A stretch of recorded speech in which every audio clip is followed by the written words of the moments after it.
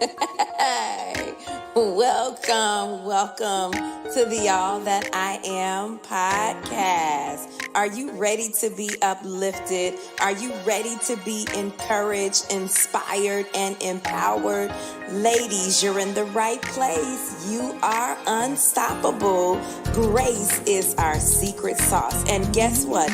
You can do it all, balancing ministry, marriage, motherhood, marketplace, all at the same time with strategy and with the grace of God. Class is in session. Let's go.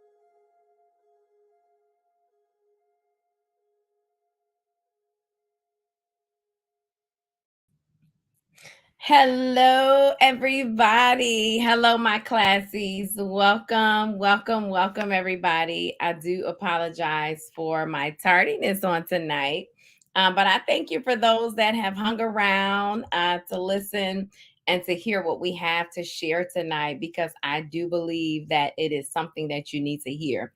So, do me a favor if you can, at this moment, at this time, go ahead and share. Let everybody know that we're on. Let them know they need to be in this room.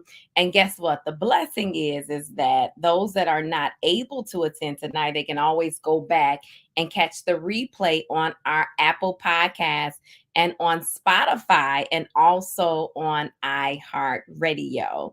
So thank you so much to those of you that waited on us. We appreciate it. But there's going to be a wealth of knowledge that is going to be shared on tonight that you are going to be glad that you waited. So welcome back. Welcome back to the All That I Am podcast. I am your host, Lady Vivian Jacobs. This is season 4, episode number 3. We are already on episode number 3. Listen, let me tell you something. Time waits on no man, nobody. Time waits for nobody. We are already on episode number 3, and I'm excited about what is going to be shared on tonight. So do me a favor and share this. Share this on all of your social media platforms. Tag your friends. We are going to be speaking to those that are entrepreneurs on tonight, those that are working, that are dedicated. And so I want you to go ahead and share this to everybody that this may bless, because there are going to be some nuggets shared on tonight that you do not want to miss. Yes. So y'all know how we do. This is my favorite day of the week.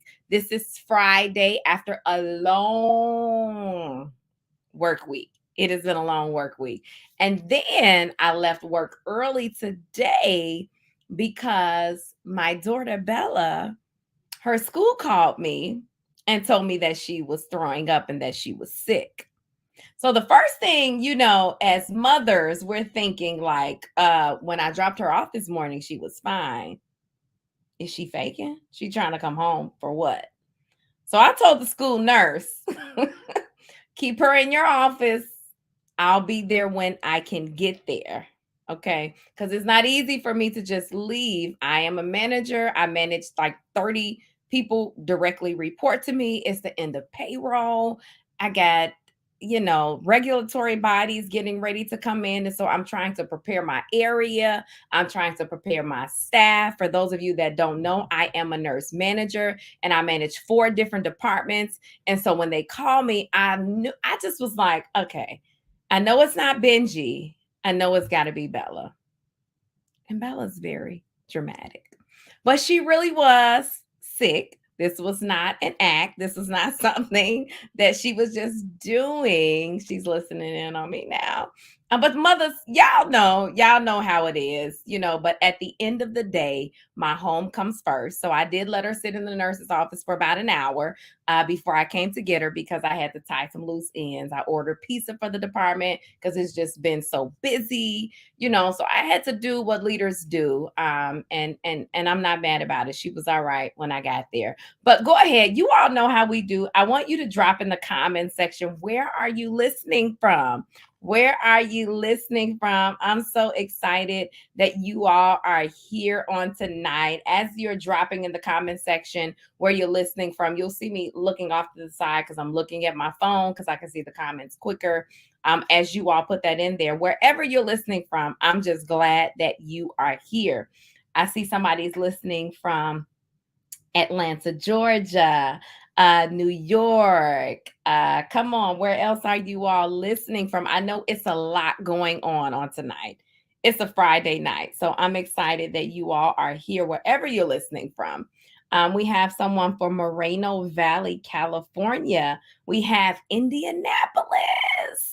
Okay, let me just put a shameless plug in now for my Indianapolis listeners and those that are in the surrounding areas and those that are flying into the Ignite conference. So this is something that the Lord has impressed upon my husband's heart to do, to pour into the people, to ignite it to the people. The Ignite conference is coming up and it starts next week. So I'm just excited about that. And those that are planning to attend, you will not regret it. We have some people listening from the South Side of Chicago. Now, y'all know the South Side triggers me, okay? Even though it's a lot of violence going on. Oh my goodness. Did you all hear about the violence at Kenwood High School?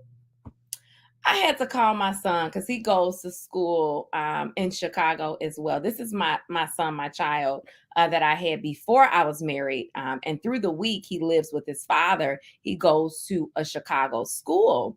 I'm not going to release the name of the school, but it is in Chicago. It's a charter school. So I just had to call him like, are you okay? What's going on? Y'all, we have to pray for our children. We have to pray for our schools. We have to pray for the educators because we are living in a crazy world. We are living in what the Bible called perilous times. So we have to make sure that we keep them in our prayers. We have Alabama in the house. We have Danville, Virginia. We have Dallas, Texas in the house. We have Woodbridge, Virginia. All right. I love it. I love it. Keep it coming. Thank you all so much. You all know how we do. Get your blanket, get your coffee, get your tea, whatever it is to make you comfortable so you can come in the room, get your notebooks and your pen so you can take notes and you can go back and you can refer to this so that you can apply it to your life to make you better. If you have not already, I want you to go ahead and subscribe. Don't do it right now because we're about to start our conversation. But go ahead and subscribe to our YouTube channel. I know that we have some people that are listening and you may not have subscribed. So I want you to go ahead and subscribe to our YouTube channel. Thank you so much in advance to our listeners. But tonight is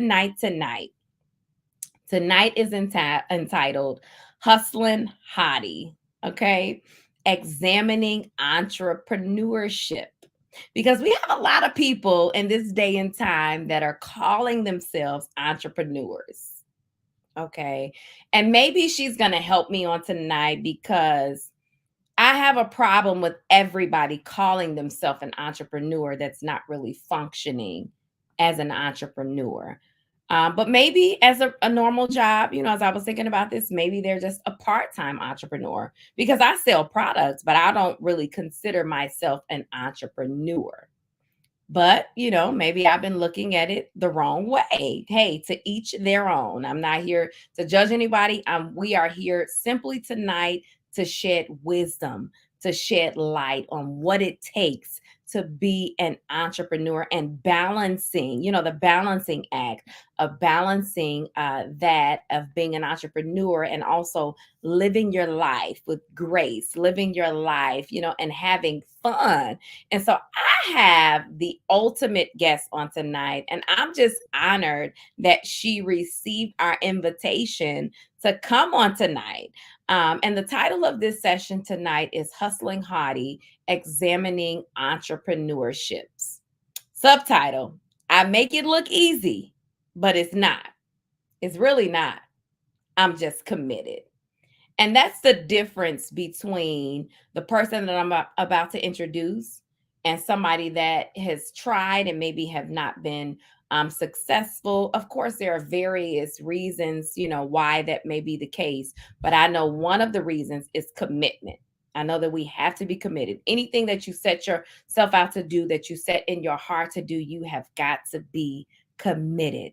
And so I'm going to bring our guest into the room. I'm not going to belabor the time, but I'm going to bring our guest into the room. I'm excited that she's here. Jay Hi. Renee herself, the personality. I want her to go ahead and just start. We're going to have a transparent conversation on tonight. We just want to help somebody, an organic conversation. And we are going to allow some time at the end for a couple of questions to come in for those of you that are entrepreneurs and that are aspiring entrepreneurs. But I want to go ahead and introduce her and allow her to introduce herself, because we're living in a world, even as I said, where everybody wants to be an entrepreneur.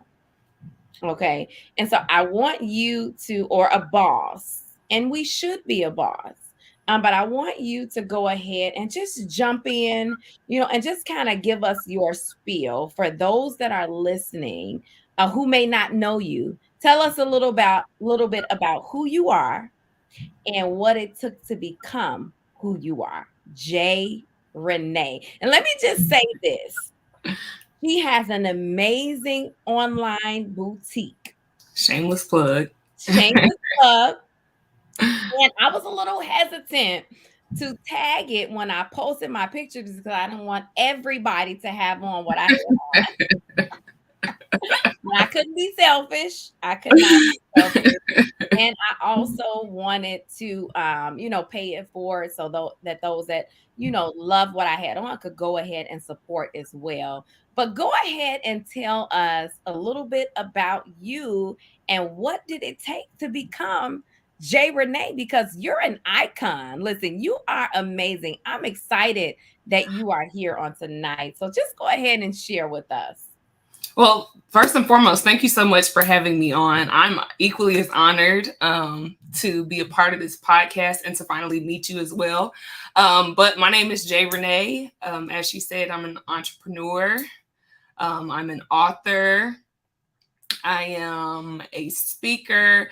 I'd like to summarize everything that I do as just me being a woman that's relentlessly, in pursuit of purpose, ever growing, ever evolving. What I'm doing today, 2 years from now, I might be doing something else, but I'm always going to be working. That's just what I like to say. But I own an online clothing store by the name of Boutique Jay Renee. January, we will celebrate 9 years in business. Yes, That's of course, amazing. for 9 years, it's been a journey, baby. But we'll celebrate 9 years in business. And even though I haven't done Boutique Jay Renee full time, I've for the majority of my adult life, I've been a full-time entrepreneur. I have a background in the cosmetic industry, not cosmetic, cosmetology. I was a hairstylist and makeup artist for almost 9 years. And I started my business. So pressing rewind, I actually wrote the business plan for Boutique Jay Renee, what is now Boutique Jay Renee. I wrote the initial business plan when I was 16 years old. Wow. And I always, anytime I get the opportunity to share that, I always try to share that, because a lot of times people are discouraged, not just by the journey, but they're discouraged by the idea of there being a journey. They're discouraged by the fact that you may have the vision today and you may not sit in the warehouse for 16 years. Yeah. Which is exactly what happened for me. But so I was introduced to entrepreneurship at a young age. My oldest brother had bought me a book called How to Become a Teenage Millionaire. I share this story often if anybody that follows me is watching. But he bought me this book. And basically in this book, it chronicled the lives of people that either started businesses as teenagers and became millionaires as teenagers, or eventually became millionaires. And what that did for me is something that I was thinking today is something that I'm still consciously doing. And that's closing the gap between me and successful people I admire. A lot of times we have all these degrees of separation in our mind between us and the woman we follow on Instagram that we love, and we're like, oh, I would love to be, have a business like her, but she's one of them Instagram girls, or she came from a well-known family, or she got a athlete boyfriend, or she got her body done. We come up with all these reasons why other people make it and why other people are successful. And as a kid, in my mind, now we're in an era, like you said, everybody can pop up and be an entrepreneur. But, 30 years ago, it wasn't like that. And I came from a family that was really big on education, go to college, get a job. That was, what we did. So when I was introduced to entrepreneurship and I kind of my wheels started turning, and I started realizing, okay, these regular people are starting businesses. They're becoming successful. Okay, I can do this too. So I actually wrote like 2 or 3 business plans before I actually executed one. I think the boutique Jay Renee was actually originally called Sophisticated Lady Accessories and More, or something like that. Okay. But and the crazy thing is, again, I need to put this in a book, but actually it is in a book. It's in my book, True Confessions. I love it. It's a book, y'all. What's the name of the book? True Confessions of a Visionary. But I talk about this because it's literally, I liken giving birth to a vision, like literally like giving birth to a baby. It goes through so many phases. It's going to change. It's going to grow. It has to develop before you actually give birth to it. And then when you give birth to it, it might look one way, and then it's going to change a little bit more. And, I get all into it in my book. You can look it up on Amazon. I hope y'all taking notes. Yes. But anyways, so the original vision, God gave me a vision for an online store back when we was still coming out of AOL. I think we were just getting into Wi-Fi then. And so I have this idea for an online store. I take it to my parents. My parents were like, yeah, that's cute, but get a job. I mean, not get a job. They were like, yeah, that's cute, but go to college. And then, in my mind, I wanted to own a franchise of physical boutiques. But I had no idea that God was really giving me a vision that was far beyond what I even knew the world was going to become. So, again, I wrote that business plan when I was 16, ended up going to college. I was fashion merchandising major in college. All of this is still just the journey of me getting to the thing. It took from when I was 16 years old, I went full time in this business in 2017. Wow. And even when I did it, everybody thought I was crazy. I was, at that time I had a thriving career in the beauty industry. I didn't need to do anything else. Yeah. I didn't need to start another business, or, I had a home, a beautiful home. I had clientele. I was good. But I knew that there was this vision that God gave me years ago. Yeah. And I knew one day I was going to reach the point where I was going to be able to flesh it out and really, really dive deep into it. And so in 2017, God was like, go. And so I jumped off, went full time in 2017, and here we are. Wow. Years later. That is amazing. I mean, just to hear the story and the journey, and I'm sure we don't have time to share everything that you experienced during the journey, but just hearing, what you had to experience, what you had to go through, the decisions that you had to make. I'm sure it was not easy. And then to hear you say that you were already in a field, what was it, with beauty? Yes. And you were good. Like, I'm good. Booming clientele. Listen, I'm good. I'm not hurting for anything. Yep. But to know that there is more. Yes. This is not the end. And to know that God is calling me to something different. God is calling me out of my comfort zone, so to speak, because I'm sure in the beauty field, you had your clientele, you kind of had your comfortable level, and just, different things as it relates to that. So even in that, in looking at all of this and examining that, Because I'm gonna tell you, my youngest child does not want to go to college. Most people probably don't know that. He said that he does not want to go. He is saying that he wants to go into fashion. And I'm trying to be supportive. I'm going to be honest with you. I'm trying to be supportive of that because even as you said, you had family members that didn't necessarily agree with it. And I'm not going to tell him that I don't agree with it because I don't want to be the parent that didn't agree with it. And then it turns into a multi-million, or billion dollars.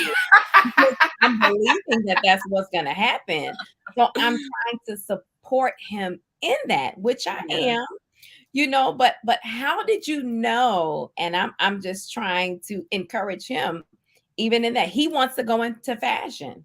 And I'm just trying to be supportive. How did you know that you were meant to be an entrepreneur? What was it? Did you ever work a 9 to 5, even before the beauty business, and you just knew that this was not for me? When did you know, and how did you know that you were called? Because I believe that it's a calling to be an entrepreneur.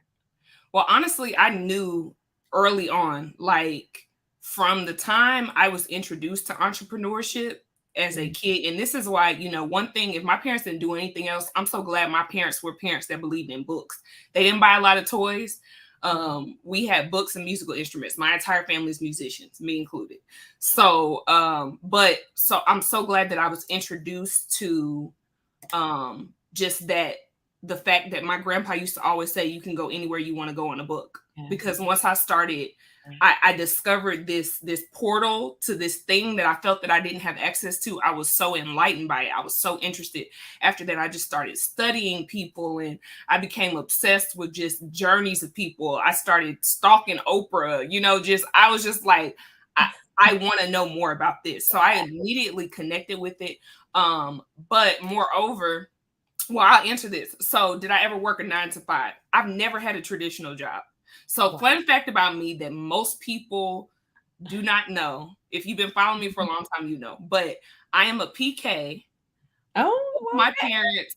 So my dad pastored my entire life until he passed in 2008. And then my mom took over the church afterwards. But like I said, my whole family is musicians. I am a musician. I play the organ. Wow.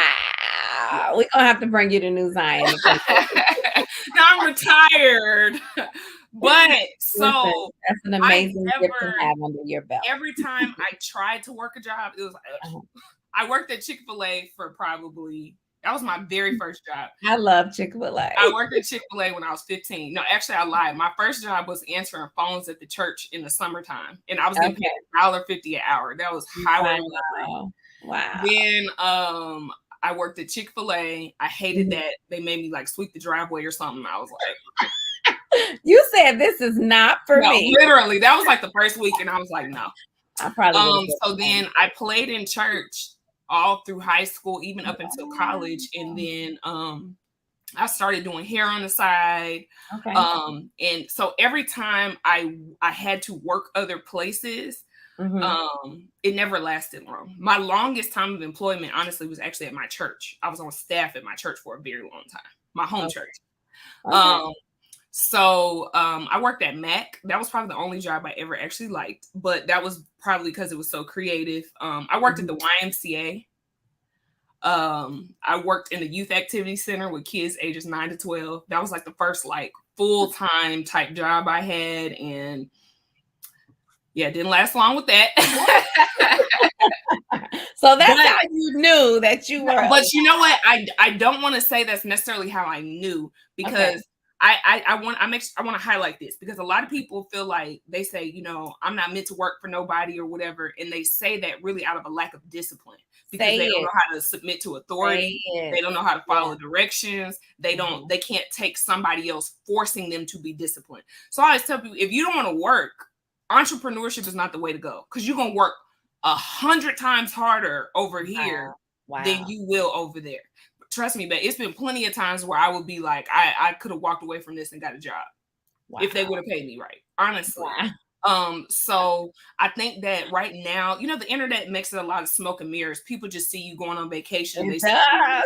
They think like, oh yeah, I want to do this because I'm not meant to work for nobody. That's a dumb reason to be an entrepreneur. Yeah. But I will say that I always say every visionary is not an entrepreneur and every entrepreneur is not a visionary. That's but good. I was one of those people that was both. So I noticed that God would give me a lot of direct, very clear visions in the realm of entrepreneurship. And when I say clear, like I could see it from top to bottom. I always kind of had a natural knack for business. And, even before I really understood what a hustler was, I was baking pound cakes at Thanksgiving and selling them at church and stuff. You know what I'm saying? Like I've just always been that natural hustler. Yeah.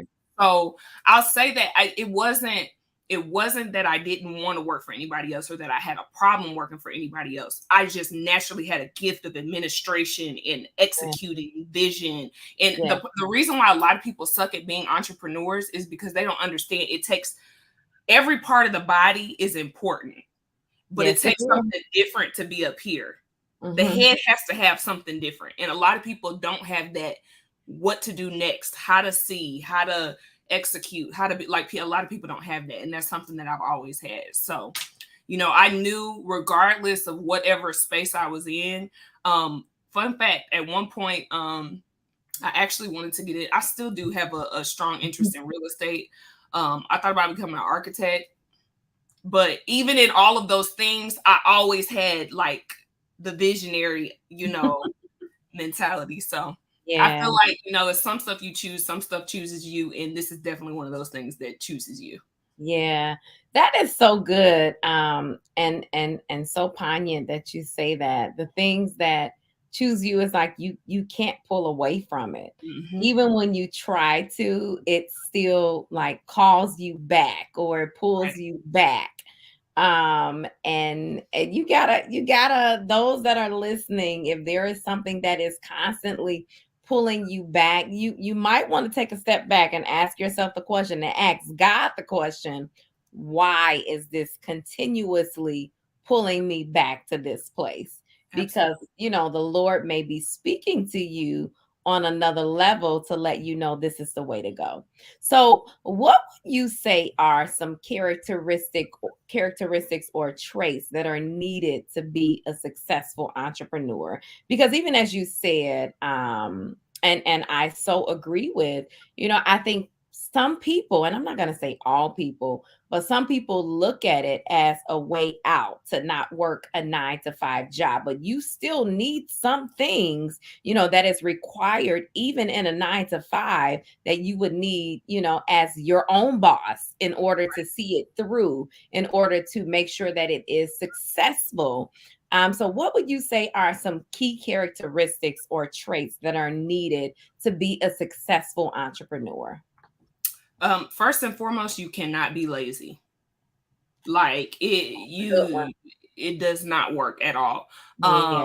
There's, like I said, you're going to work, and I really think it's important to say this. Like we've demonized the idea of 9-to-5 and all this other stuff. Mm-hmm. First of all, we need people to work in these realms. The world can't run without people. Y'all need people to take care of y'all when y'all sick. When you we need that. So don't ever feel like working a 9-to-5 is not as good or is less than. It's necessary and it's needed.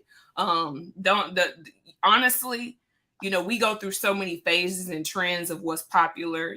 Right now it's cool to say that you don't work for anybody, but it'll be cool to have purple hair in a year. So there's that. That's true. So, but like I said, first and foremost, you cannot be lazy. You're gonna have to work. I mean, I can't tell you how much I work because I don't even know. Wow. Especially because of the fact that I'm an internet-based entrepreneur. As long as this is by me, I'm going. You're always working. Yeah, wow. I really truly am. And it's a blessing and a curse. Because sometimes I really wish I could turn it off. But at one point it was just me, and now I employ 6 people. So I thought once I got more employees and I work less, I'd still, I work a lot. So, but you can't be lazy. First and foremost, if you like having that cut and dry, like you get off work, come home and do what you want to do and leave work at work, you know, thank God for your job. The second thing, and probably the most important thing I would say, is that you have to have initiative. In this game, nobody's going to tell you what to do. That's a good one. I remember having a conversation with a friend of mine that had started a business years ago. And every time I would talk to her, she would be like, well, I don't know what to do next. I don't know what to do next. I'm like, well, it's your business. Yeah. You know what I'm saying? It's yours. What do you mean you don't know what to do next? You know, and a lot of people struggle with that because you don't have anybody leading you or telling you what to do or whatever. And, you know, one thing I would say, you know, something that you could tell your son, a lot of people feel like, you know, also entrepreneurship is an alternative to keep you from having to go to college, but you're still, in any field that you go into, you're going to have to continue education.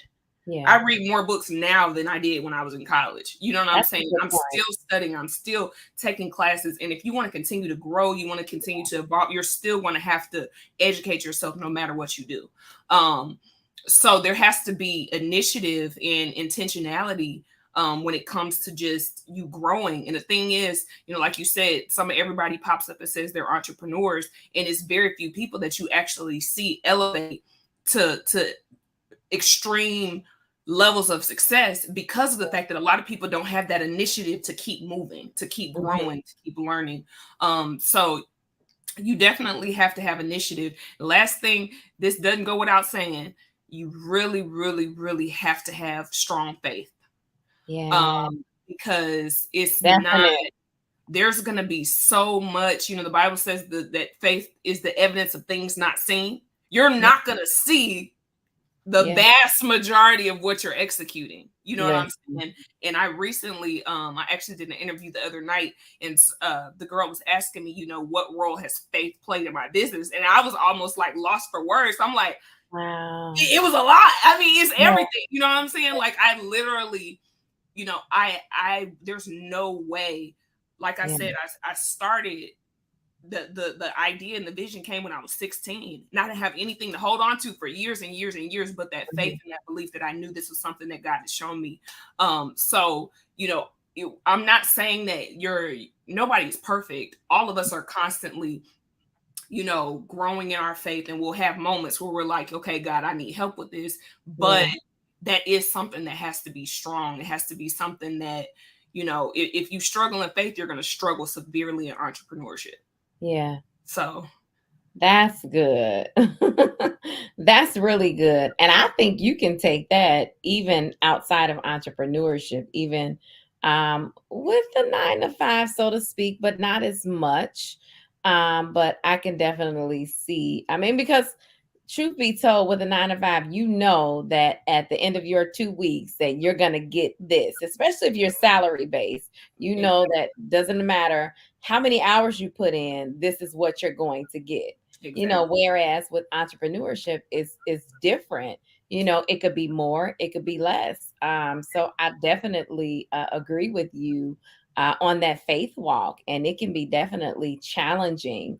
So I just want to encourage someone, even as Jay Renee has said, it's going to take faith.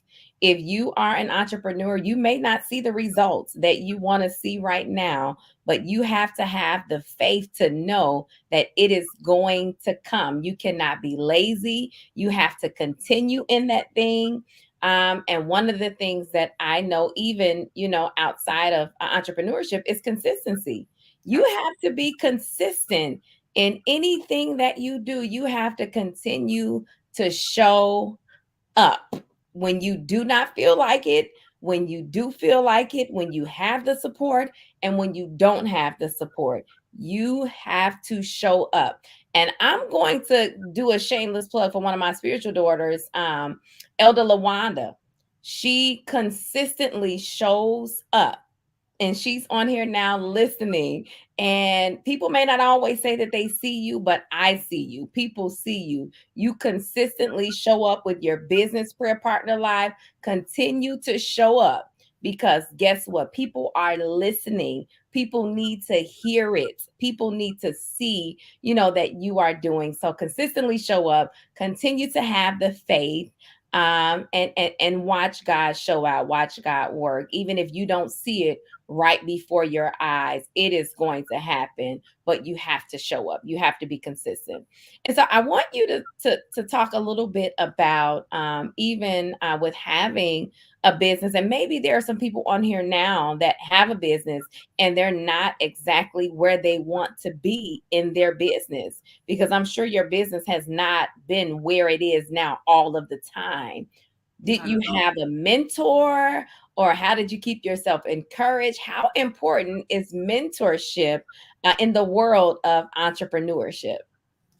I'm glad you asked that, because I know this is a sore spot for a lot of people. I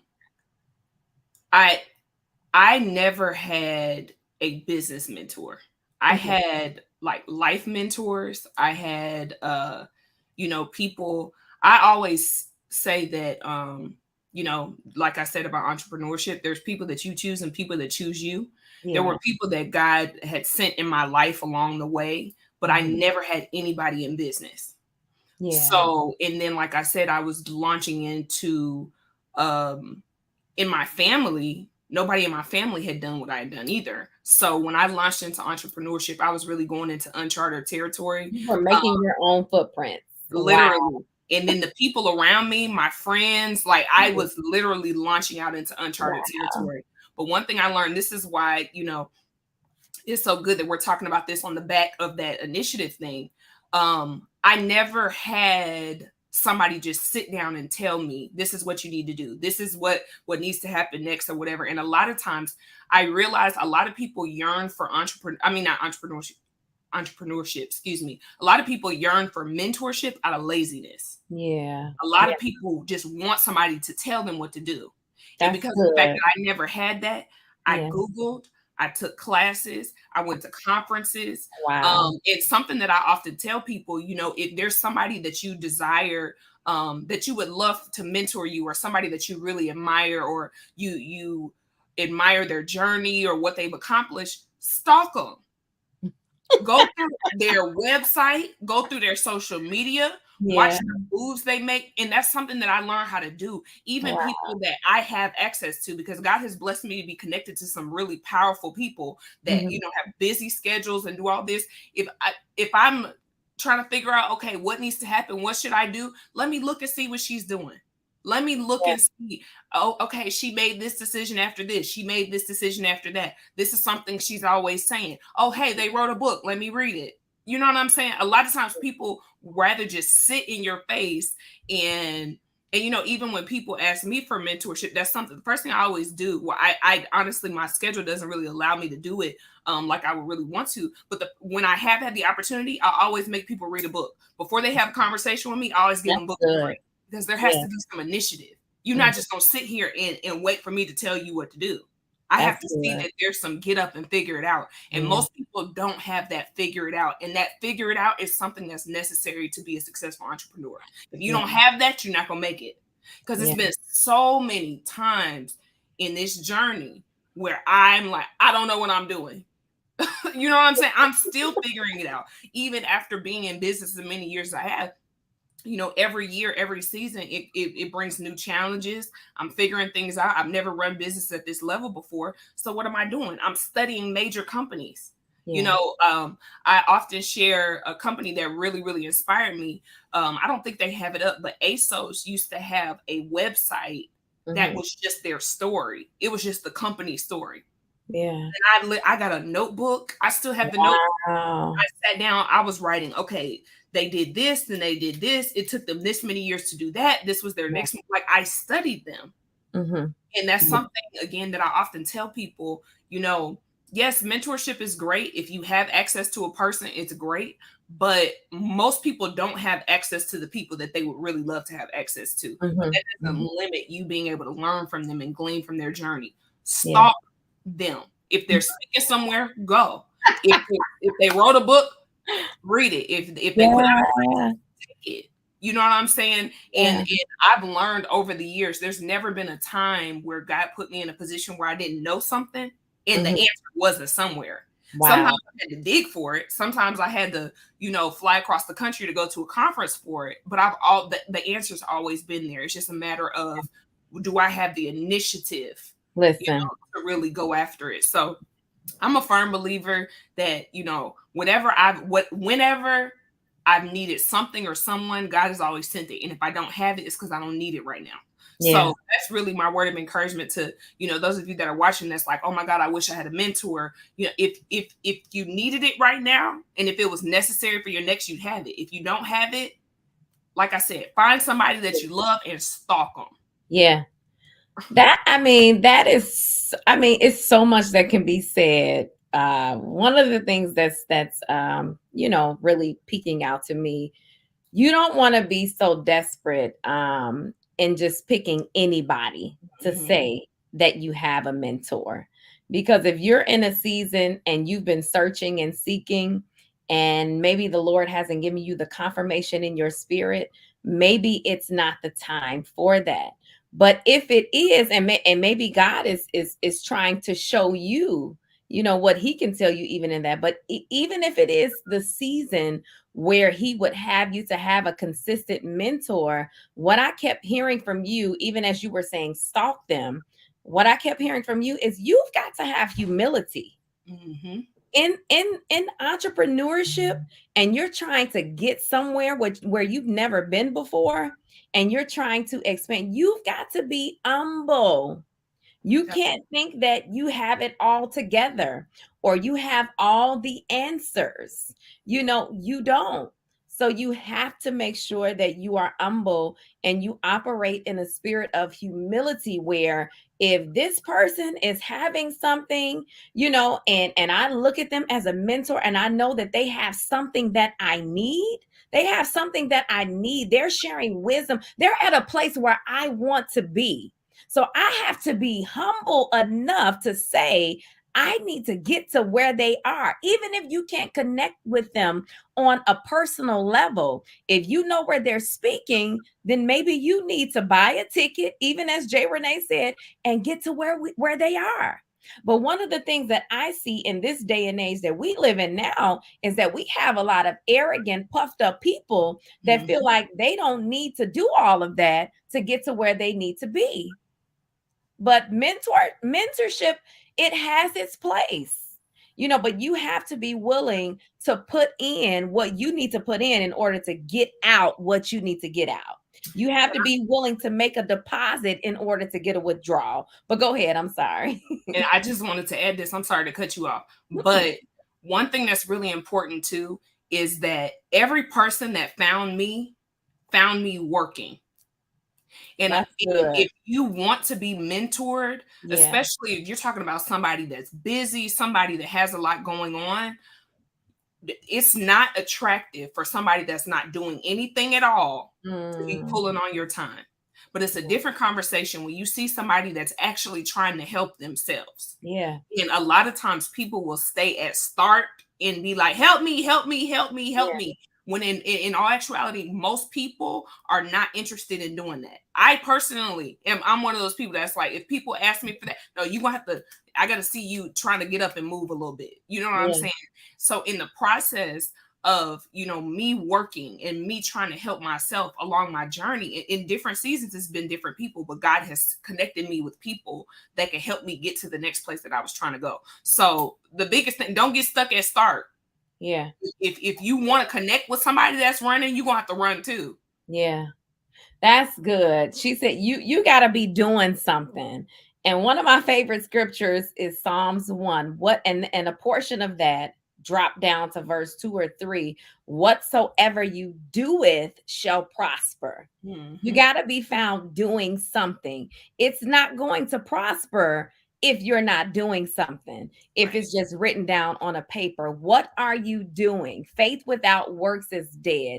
What are you doing? You need to be found doing something. So those of you that are listening, you have this idea. I want to admonish you, even as Jay Renee, has spoken. You want to be found doing something, working in your lane, working in that thing, whatever that thing is, you want to be found doing something, because God can't bless what you're not doing. You have to do something. You have to bring something to the table. And so, that was good. So I want to go ahead and we're getting close to the end of our time. I do know that it is a Friday night, so we don't have much longer, but I want you to share with everybody on tonight. What was your most challenging moment in developing your business, and how did you overcome it? From where you come from and where you are now, I'm sure there were a lot of mistakes, and I don't even like to look at them as mistakes. In the business that I am, I can't even, when I'm interviewing people, I don't ask what your weakness is or what was a mistake that you made. What was an area or opportunity for improvement? Because what it is, as long as you still have blood running warm in your veins and you want to do better, you look at it as an opportunity for improvement. So what would you say were some of those challenging moments that showed you that this is an area where improvement needs to take place? It's so many, honestly. I was sitting here like, oh, what's the biggest one? Yeah. I would say undoubtedly, Yeah. the biggest challenge that I've been through in business was after transitioning from the beauty industry, relocating to Atlanta, and going full time into my store. Yeah. That was 100% a faith move. It didn't make sense at all. I didn't have it figured out before I did it. All I knew was God said go. Yeah. And I just held on to that. I didn't really Yeah. know why. I didn't know what was going to happen, but I just knew God said go. And so I'm thinking, I'm hype, I'm juiced up. I'm finna get out the boat. I'm finna surf. And I got out that boat and started drowning. Mm-hmm. I mean, I ended up going into what ended up being the worst season of my entire life. Wow. It's so many things happened during that time. I felt like I was being hit on every side, from health to death, relationships, Yeah. finances, trying to figure out how to run my business now full time, because doing something on the side and doing it full time is two totally different conversations. And I had assumed, because I was doing well on the side, that the full time transition is going to be nothing, and it was extremely challenging. But I got to a point where I felt like I had just absolutely hit the bottom, and when I hit the bottom, I realized, aside from my business, I wasn't okay. Mm-hmm. And a lot of times we'll try to bury ourselves in things that'll make us look like we're okay. Like, as long as business still looks like it's popping on the internet, or, whatever else is going on, then I can just kind of keep it pushing. And I realized I wasn't okay. And in a moment where I had to choose what to save, I chose to save myself. And I love sharing this story, because a lot of times when we talk about entrepreneurship, we talk so much business, business, business, business. We don't really talk about maintaining the greatest asset of the business, which is the business owner. Yeah. And in that time of my life, I was not Yeah. okay. And Wow. I could either keep fighting and try to save my business, and it still look good, and it still just be amazing, and nobody think there's anything wrong, or I take a step back and I save myself. And in that moment, I chose to save myself. I've struggled with anxiety for many years. Yeah. And so stress management has always been a sore spot for me. But I realized that, the way I was processing stress, it wasn't good. The way that I was handling money wasn't good. And it took me hitting the bottom to realize that the person that had run businesses in previous seasons, she wasn't ready for what was about to happen. So it was like literally like a crash and burn and rebuild. Yeah. And so, like I said, I chose to save myself. I chose to get in the gym. I chose to get healthy. I chose to get my personal finances in order. Yeah. I chose to pay off debt. I chose to save myself. And after I saved myself, I was ready to fight. And from there, everything took off. People ask me all the time, what was it that was that catalyst that just caused me to take off? And it literally was as simple as that. It wasn't a big investment. It wasn't a marketing plan. It was literally, I always say the vision is only as healthy as the visionary. And so many people start businesses with all this being a mess. Yeah. You know what I'm saying? Your personal finances a mess. Can't keep your lights on. Can't manage your day-to-day activity. And I'm not saying everything is going to be perfect, but I am saying that the vision is only as healthy as the visionary. And whatever's happening on a small scale, as it grows, it's just going to keep getting worse. And that's exactly what was happening for me. Wow. So I would definitely tell people, don't underestimate the weight of your personal sanity and health and wellness. Because when you're literally, and not being churchy, but the oil flows from the top down. It's really a thing. Whatever's happening here, it's gonna flow down. And the best thing for your business is for you to be good. And I know a lot of people don't want to hear that, but sometimes, before you launch out in that business, you might need to lose that 25 pounds so you can get our blood pressure medication. Yeah. It's gonna be stressful. You know what I'm saying? You might need to pay off some debt. You might need to, get a different job and increase your income so you actually have some money to play with because you're already struggling now. Like, these are things. One thing that I truly believe, and I keep it at the center stone of everything that I do, is I do all things in wisdom. Yeah. And it took me going through that space where I had just been running off doing stuff. Now you can't pay me to move ahead of God. Like, literally, I'm constantly asking God, just give me the wisdom. I don't want to do anything outside.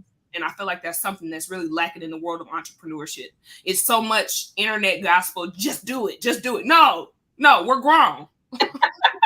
We're grown. You know what I'm saying? We can't. When you was 19, you could jump off and just do it and then go back home with your mama if it didn't work. But now when you're grown, you know what I'm saying? Life is real. And again, if God has given us wisdom freely, why not take it? Yeah. So that's something that, I'm constantly just praying for. Day to day, week to week, God just give me wisdom, because I still face challenge. I mean, this week was an extremely challenging, week for me in business, and I was just like, God, just give me wisdom. You know what I'm saying? And above all, I need to be okay. Yeah. And if I'm okay, then everything else can be okay. Oh, Jesus, you have said a mouthful. And even just thinking, and you speaking about the wisdom, even as Solomon prayed the prayer, to the Lord to grant him wisdom, because he asked for that, the Lord gave it to him. He granted it to him. So all of my business owners, that is a prayer that you need to pray, because even as she said, I mean, there are just so many things that you guys are faced with, and you need to have the wisdom of God. And one of the things that you said that just keeps sticking out to me is to save yourself. We have this thing where it's a facade and we want people to see, and, this picture perfect thing that we want, our audience to see, but deep down on the inside, you need to save yourself. And that is so, so true, even outside of entrepreneurship. I can think about that even, with me, being able to show up as the mother that I need to be, as the wife that I need to be, as the boss that I need to be, in the capacity, where I work, being able to be good in all of those areas, in my mental, in my physical, and in my spiritual. When I'm lacking in one, it's evidence, in more areas than one in my life. I can see, why I'm so frustrated, or, why things aren't going the way that I want it to go. And that's because I'm not my best self. You can't just be your best self in one area and you're lacking, in all these other areas. So you have to make sure that well-rounded, all around the place, mental, spiritual, physical, that you are where you need to be. And you cannot continue to pour from an empty well. You can't. And I always say that you have to be, poured into. You have to make sure that you are okay. The visionary is good before you can continuously pour out vision to others. I mean, it's an indictment on God. It's an indictment on yourself to continue to pour out to others, and they're prospering and they're manifesting these things, and you're dying. And you're dying on the inside. And you're really losing. It looks like you're winning, but you're really losing on the inside. I could say so much, to that, but I want to stay in this context. And I want to be cognizant of the time, but that is so good. You want to save yourself. Make sure that you are in a good place, and not just in the areas that people can see, but in the areas where people cannot see, in your mental, where you're almost losing your mind, but nobody knows, because you keep showing up. You keep posting, you keep selling, but when you get home, you're dealing with some real struggles, some real issues. So you got to make sure that you are good on all of those levels, and you are intentionally allowing yourself to be poured into on all of those levels. And so even with saying that, how do you manage? And I have one more question after this, and we'll close after this. How do you manage a successful business while maintaining a personal life? Because on social media, it looked like you living your best life. Apple, you look like you're having a good time, and I am not mad at you. I think that is an amazing thing. In spite of you being so busy and your business being successful, still having that time where you can have personal time and pour into yourself. How do you manage a successful business while maintaining your personal life as well? How do you create that balance? Because we may have somebody that's listening, that may be, 100% in their business, which they should, but then don't have anything else left to give after that. And I'm gonna be honest, I always tell my husband this. He travels the world and he preaches to the nations. And my thing is, when you get home, you got to minister to your wife, you got to minister to your family, Right. So how do you balance that? You don't want to, I'm not going to get, the second best. I want to get the best as well. So how do you manage that, giving so much to everyone else and still having what you need to give to yourself? Balance is such a tricky word, because more often than not, it's not balanced. I was thinking as you were talking, one reason why I live like I live now is because for so long I couldn't live like this. And I think that it's important for entrepreneurs to understand that you really do go through seasons in this. And to go back to the example that I mentioned in my book, giving birth to a vision is literally like giving birth to a baby. And when you first give birth to the baby can do nothing for itself. It needs 100% of your time, attention. You need everything, or they need everything from you. Then little by little, they'll start to gain their independence. They'll learn how to walk. They still need you, but they need you in a different way. Yeah. And then as time grows, as it begins to, as long as you're creating something solid, eventually it'll be able to stand in a different way than it did when you first started. But that's literally how it is when you're first starting out. I missed holidays, I missed weddings, birthdays, and I've gone in and out of seasons. If people were out of town, I had to step in, different things like that. But one thing I will say is that it's definitely, for me, it's something that is a direct result of intentionality. So my dad, I mentioned that my dad passed in 2008, but my dad was a pastor, a very well-known community leader. And he was the man that was everybody's like, oh, Pastor Jones, he was the guy. He was the man. He was, in the city, just all of this. And my dad was the epitome of a visionary that took care of everything except himself. And I've seen the direct result of what that looks like. I've seen what happens when you don't take care of yourself, when you don't spend that time, when you don't, deal with stress in a healthy way and all of these things. And my dad passed when he was 53 of a heart attack. And so for me, I feel like God, I can't see that and then live that. Yeah. You know what I'm saying? So, and he and I are so much alike. In our mannerisms, the way that we think, the way that we operate. So it's literally been an unlearning and relearning process for me having to say, look, I spent most of my 20s living what I call a destination addiction. I was constantly chasing the next thing, like, oh, okay, I built a house, I gotta do this. Oh, I bought this car, I gotta do this. Oh, I started this business, I gotta do it. Like, I was just constantly chasing.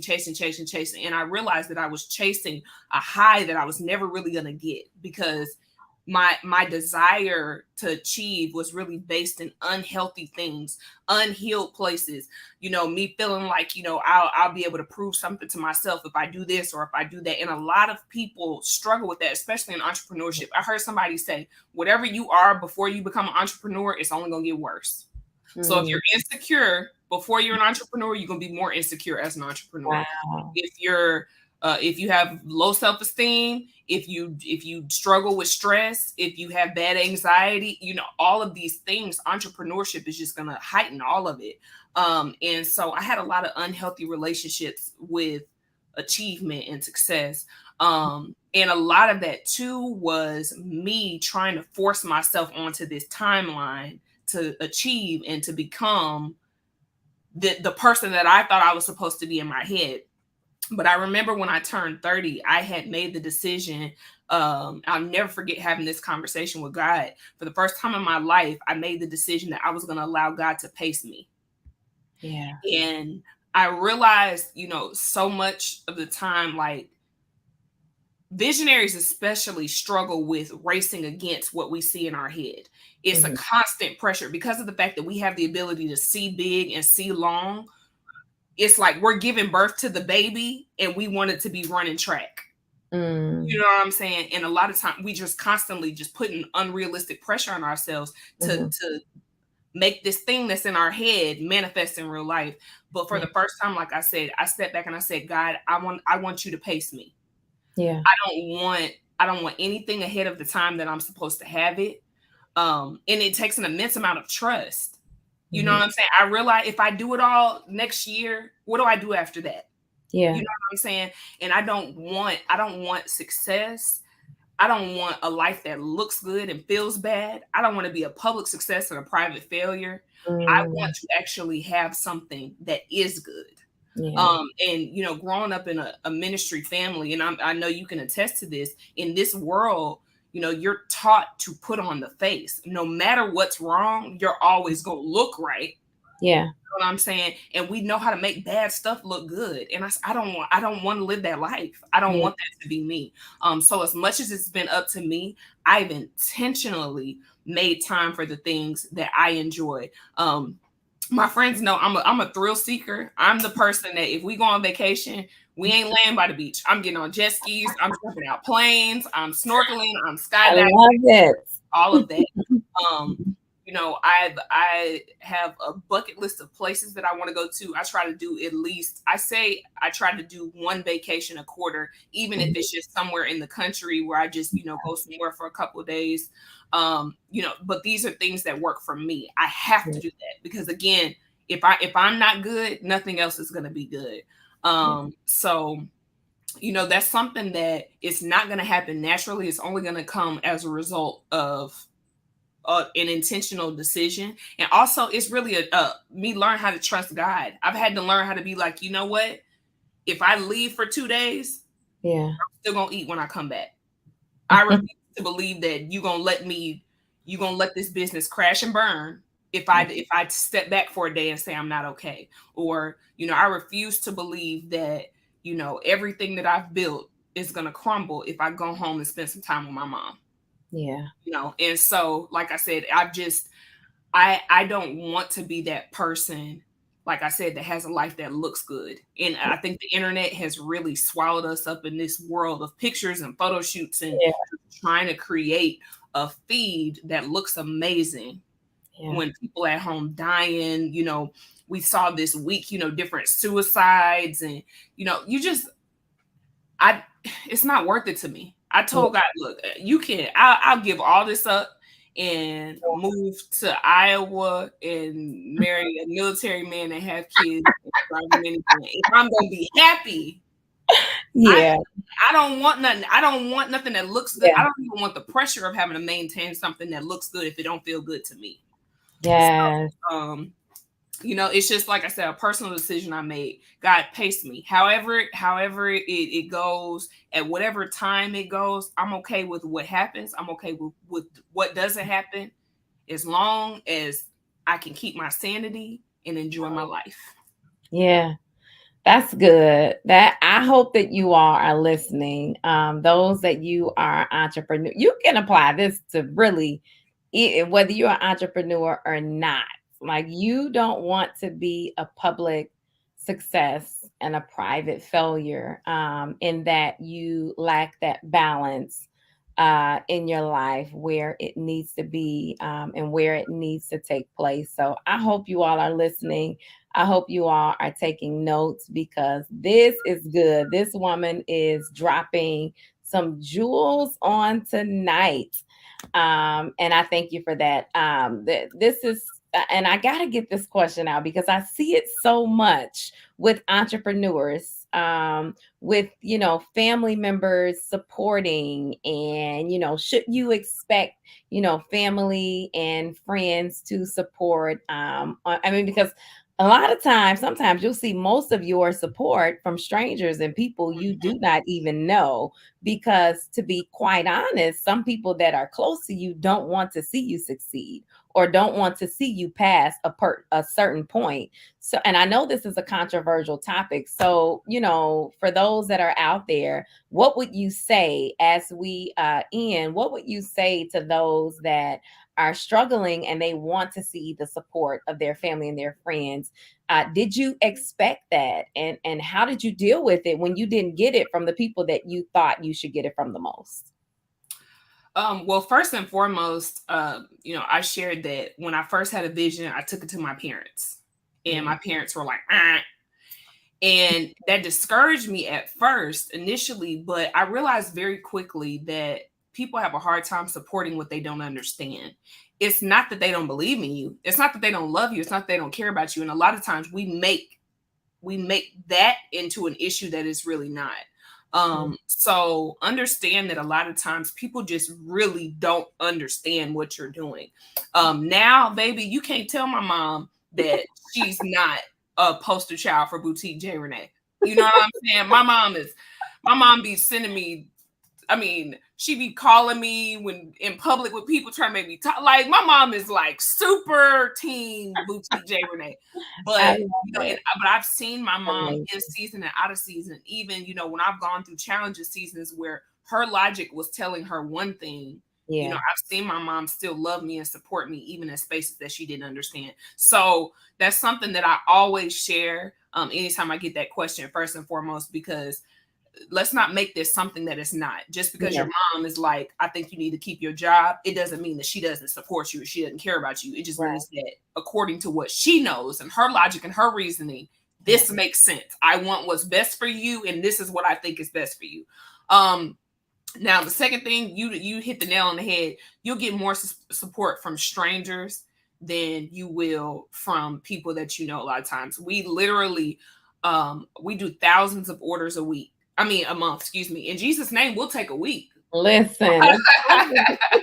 But we do thousands of orders a month. And, you know, when I do see the names, I might see 2-3 names of people that I know. Okay. Literally. And it's pretty much always been like this. Initially, the good thing is when I started in business, I had hair clientele. So my hair clients would support, but as far as like family and friends at home, they would say good job, but they weren't buying anything. And, you know, one thing that I had to learn is that, and this is a hard reality, for whatever reason, we think that just because we're starting something and people like us or love us, that we deserve their money.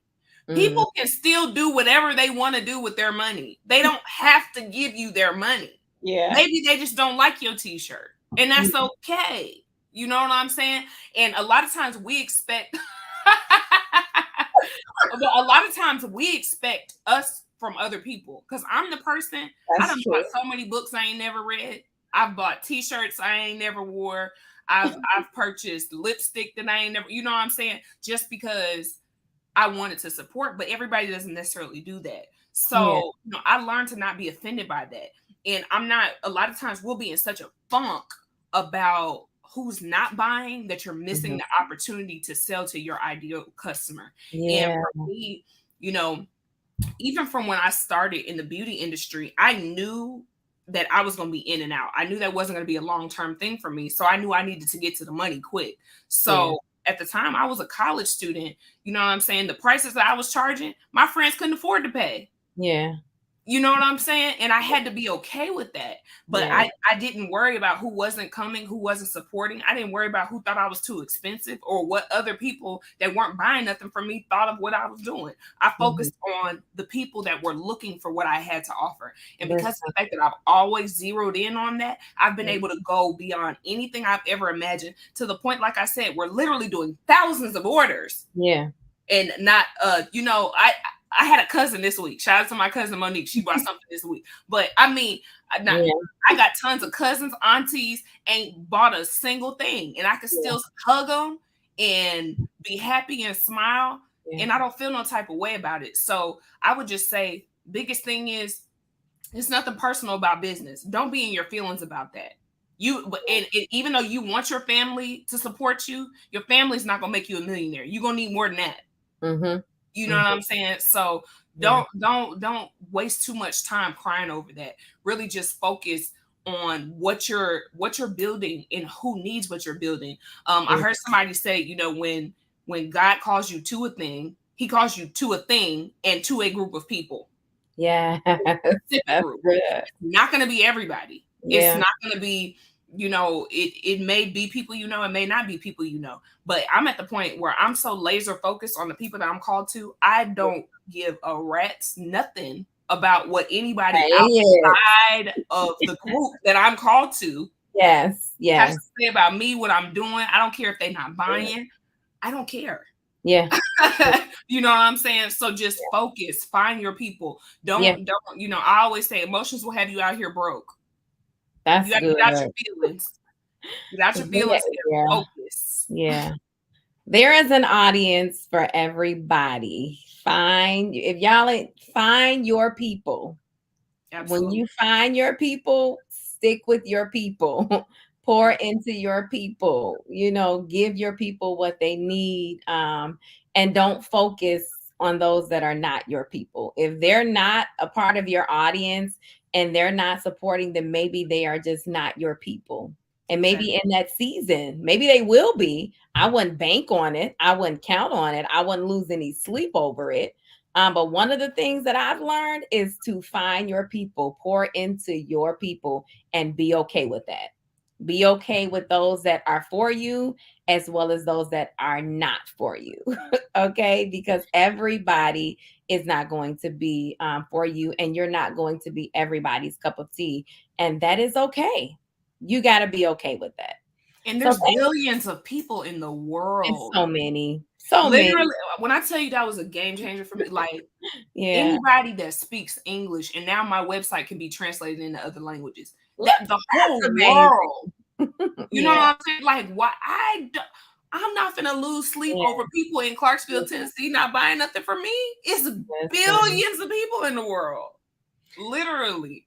Do not cast your pearls before swine. So you gotta, everybody's not going to appreciate the value of what you have to offer. Jesus was not even appreciated in his own hometown, in those that knew him.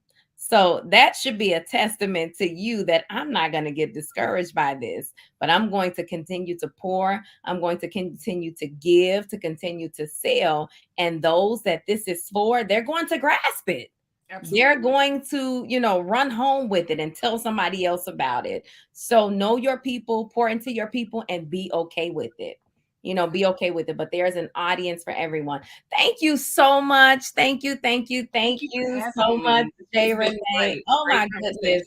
You have helped so many people on tonight, and those that will be listening, that will catch the replay. This is a woman that has been tried and proven, that has a successful full-time business. So what she said on tonight, it was definitely life-changing, even for me, even someone that is thinking a little bit about, entrepreneurship. You have definitely helped me, and even beyond that, in more areas than one.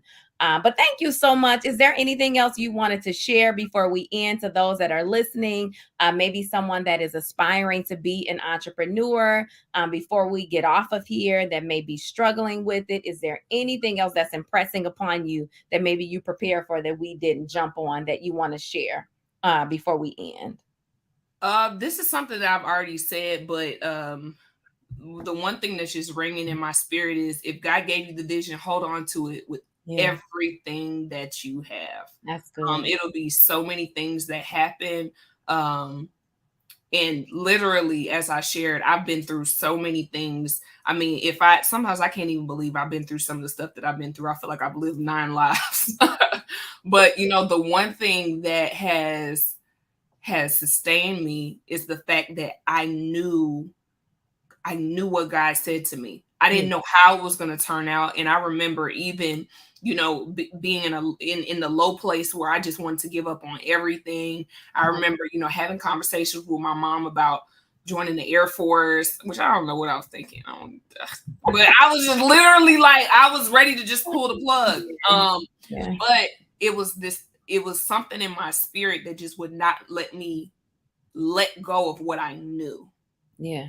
And I knew what God told me to do. I didn't know why. I didn't know what was going to happen. I didn't know, when I sold my house in Atlanta and went back home, I didn't know what was going to happen. But I held on to the fact that this is what God told me. And years later, I would have never even imagined being in the place that I'm in now, and having accomplished a lot of what I've accomplished in business. And it's literally because of the fact that no matter what happened, no matter what anybody said, no matter how bad it got, I held on for dear life to what I knew God told me. So if you know, look, this is a God thing. Yeah. If you're nervous about it, or maybe you started and you're just like, things aren't going right, hold on to it. Keep going. Keep going. I say it all the time. Just keep going. All you gotta do is keep going. Eventually, my friend says, at the end of the day gotta end.